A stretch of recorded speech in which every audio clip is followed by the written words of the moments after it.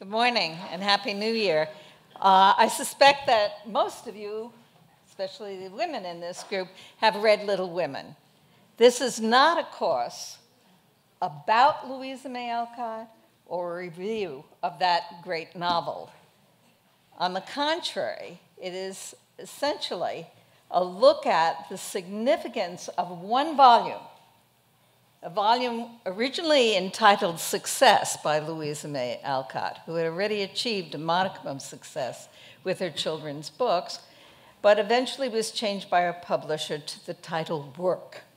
And that was a very, very good title, and is a very good title, for a volume that traces a journey through a variety of work roles that 19th century women were able to discover and find, and basically be harassed and underpaid.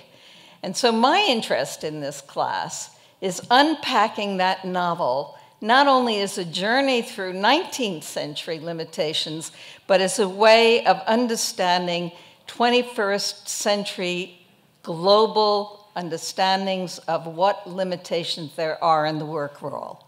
Let me give you an illustration. Louisa May Alcott's heroine, Christy Devon, at one point secures a job as a seamstress in a small manufacturing enterprise, which is filled with dust, filled with machines that don't work, and very bad ventilation. In 1911, Triangle Fire, women were locked in and destroyed.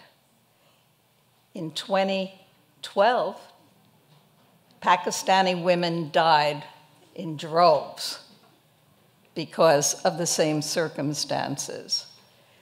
The novel is essentially a critique, and many have said that work is the partner to Uncle Tom's Cabin, that it is a critique of what's going on, and at that point, actually inspired part of the women's suffrage movement to take a look at the limitations of women's independence. So I feel very passionately about this particular sleeper, which incidentally is readily available on Amazon, and you can even call it up on the web and not have to pay a penny for it.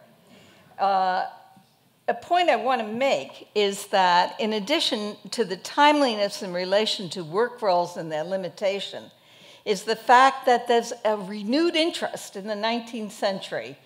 Lincoln, a film that everyone says you must see, and I might point out that Louisa May Alcott's uncle was probably one of the greatest leaders in the abolition movement, and tune in tonight for the first PBS series on abolition. In addition, in the last 5 years, there have been major books about Louisa May Alcott, including a study of her mother called Marmee and Louisa. Any of you read it yet, by Eva LaPlante?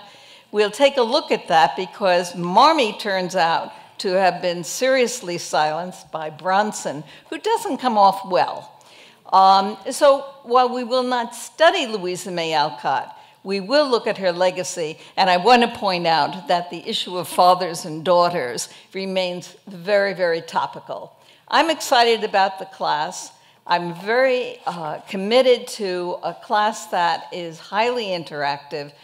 Heretofore, my class on Mahfouz, I have to make a little footnote about that, created an interest group, and we're still going strong 6 months later. In fact, we meet tomorrow again, still reading Mahfouz. This is not a class in Mahfouz, it's a class in Alcott, but the importance of literature as visionary and critical is no small matter. I invite you